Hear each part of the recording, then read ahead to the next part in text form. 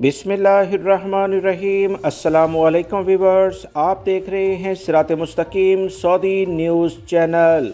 Saudi अरब में मौजूद गैर मुल्की अफराद के लिए एक अहम इतलात आई है, खुशखबरी आई है।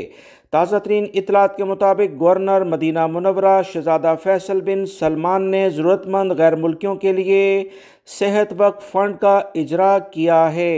सऊदी खबरसां इदारों के मुताबिक सेहत वक्फ फंड इन गैर मुल्कियों के लिए जारी किया जा रहा है जो सरकारी हॉस्पिटल में इलाज नहीं करवा सकते और ना ही इनके पास मेडिकल इंश्योरेंस होता है। सेहत वक्फ फंड 2025 तक 200 मिलियन रियाल जमा करने की कोशिश करेगा जो वक्फ के लिए सर्फ किए जाएंगे।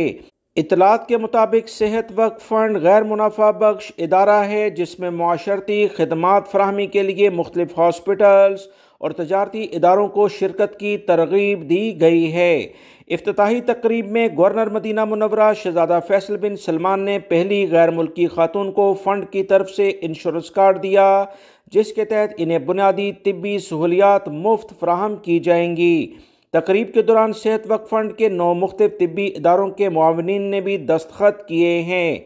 शहजादा फैसल बिन सलमान ने इस दौरान 8 कंपनियों और ताजरों को अवार्ड भी दिया जिन्होंने 80 मिलियन की लागत से अस्सलाम वक्फ हॉस्पिटल कायम किया जो मस्जिद नबी के ज़ायरीन को मुफ्त तिब्बी खदमात फराहम करता है।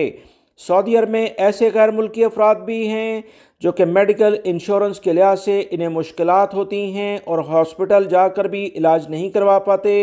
अब इन्हें सेहत वक्फ फ़ंड के ज़रिए फ्री इलाज की सहूलत सऊदी हुकूमत देने जा रही है जिस पर सऊदी हुकूमत की जितनी तारीफ़ की जाए उतना ही कम है। वीडियो लाइक करके शेयर भी कीजिएगा। मिलेंगे मज़ीद ताज़ा तरीन अपडेट के साथ। अस्सलामु अलैकुम।